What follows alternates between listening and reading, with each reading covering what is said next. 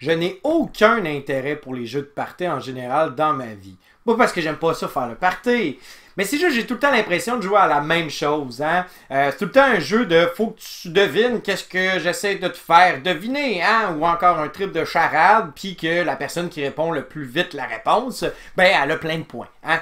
Il y a plusieurs variantes de ça, oui, je comprends. Bon, hein, on va pas juste se réduire à ça. Mais d'un autre côté, ça finit toujours que c'est avec un joueur boulon, ben au final, la personne n'est pas capable de dessiner la justice, fait que tu peux pas deviner la justice. Ou si, admettons, je connais pas Snoopy, ben je suis pas capable de te le mimer Snoopy, puis tu vas être fâché après moi, hein, parce que je suis pas capable de te le faire deviner, puis ça te dérange dans le plus profond de ton être. Et c'est la raison pour laquelle Décrypto est venu me charmer. Nous sommes en l'an 2018 après la naissance de notre Sauveur et Seigneur Jésus-Christ. L'Amérique du Nord a entièrement été conquise par l'empire du marché ludique états-unien. L'Amérique du Nord en entier, je dis? Pas tout à fait. Car une ville dans la province du Québec résiste encore à l'envahisseur américain, Montréal. Cette résistance est dirigée par deux héros des temps modernes, Thomas Dagenais d'Espérance-X, ainsi que Christian Lemay-X, et ce, toujours accompagnés de leur compagnon de route, Scorpion Mask X. Ces deux protagonistes tentent de se créer une place dans le marché du jeu de société mondial. Ils tenteront de faire ce coup grâce à leur nouveau projet qui se nomme Décrypto.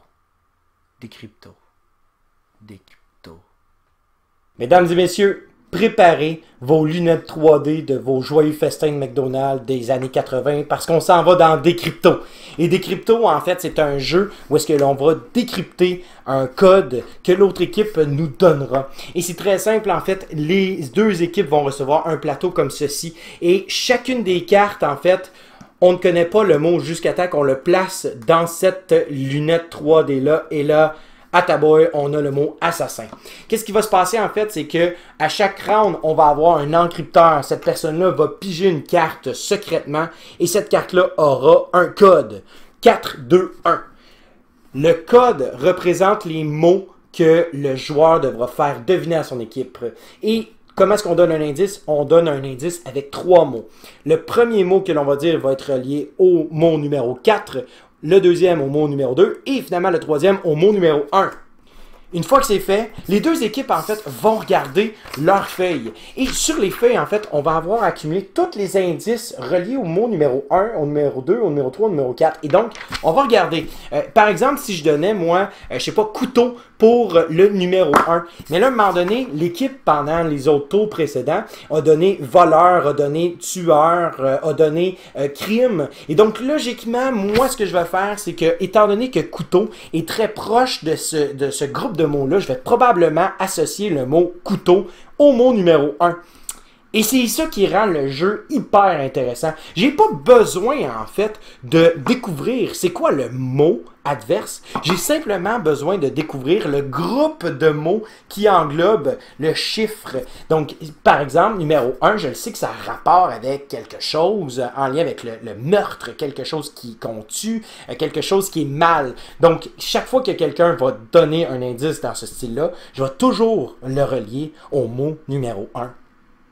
Le problème, c'est que plus qu'on avance dans la partie et plus que les joueurs adverses obtiendront des indices par rapport à un chiffre. Donc, ça devient de plus en plus corsé, en fait, donner un code qui est difficile à décrypter parce que, justement, on a de plus en plus d'idées, en fait, sur le groupe de mots qui englobe un certain chiffre. Et si une équipe réussit à décrypter le code de l'équipe adverse, eh bien, c'est bon parce qu'on obtient un jeton blanc qui vaut 1 point. Et à l'obtention d'un deuxième jeton blanc, eh bien, on déclenche la fin de la partie. La partie se termine à la fin de ce round-là. Et habituellement, l'équipe qui a 2 jetons blancs va gagner. Donc, je veux commencer à devenir subtil, à être pointu, à devenir à la limite ambigu pour éviter que l'autre équipe devine ma combinaison. Le problème, c'est que si je pousse la note un peu trop loin, ben mon équipe, en fait, risque de ne pas être capable de décrypter mon code. Et si ça l'arrivait, eh bien, on obtient un jeton noir. Et on veut pas de jeton noir du tout parce que quand on en obtient un deuxième, eh bien, on déclenche la fin de partie, ça se termine après la fin du round. Et habituellement, si tu as 2 jetons noirs, ben, tu as perdu. Hein? Donc, voilà. Donc, c'est là qu'en fait que le jeu prend son envol, selon moi. C'est là que ça devient intéressant parce que ce casse-tête-là est tout d'abord super intéressant de s'y perdre. Hein? On aime, en fait, jouer avec la définition, avec les doubles sens, avec le symbolisme des mots. Mais c'est aussi un casse-tête que j'ai rarement vu dans les autres jeux. Ça sort énormément des sentiers battus. Et c'est ça que j'aime, en fait. C'est le fait aussi que non seulement j'ai pas besoin de découvrir les mots des autres joueurs, mais que je veux en fait faire comprendre à mon équipe de façon créative la combinaison que j'ai obtenue.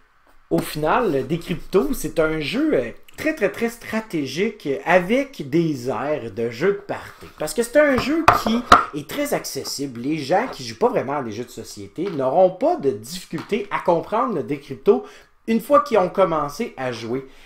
Par contre, le casse-tête qui est présenté dans ce jeu-là est hyper intéressant, autant pour un joueur aguerri qu'un moldu du jeu de société.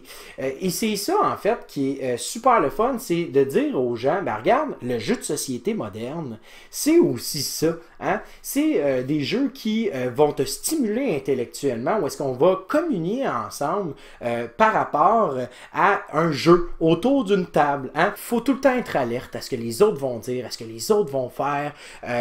On n'est jamais, en fait, en arrêt. On n'attend pas notre tour. On est sur le qui-vive continuellement parce qu'on veut entendre qu'est-ce que l'autre équipe a à dire. On veut entendre qu'est-ce que nos partenaires ont à dire.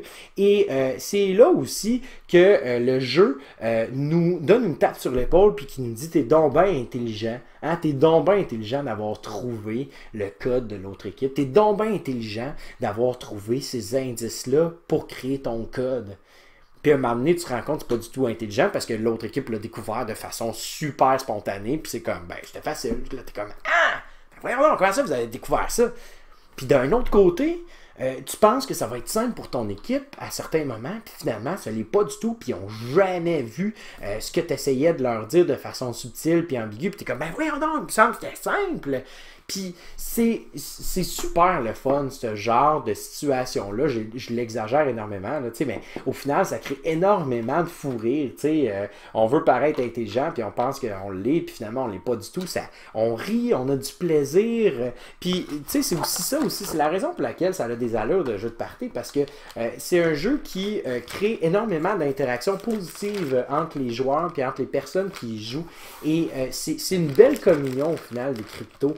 C'est ce qui m'a vraiment charmé de ce jeu-là. C'est le fait que dans une petite boîte comme ça, avec un jeu aussi simple que ça, mais je suis capable de moi retrouver ce que je cherche d'un jeu de société, mais aussi je suis capable de pouvoir offrir ce plaisir-là aux gens qui ne connaissent pas beaucoup le jeu de société encore.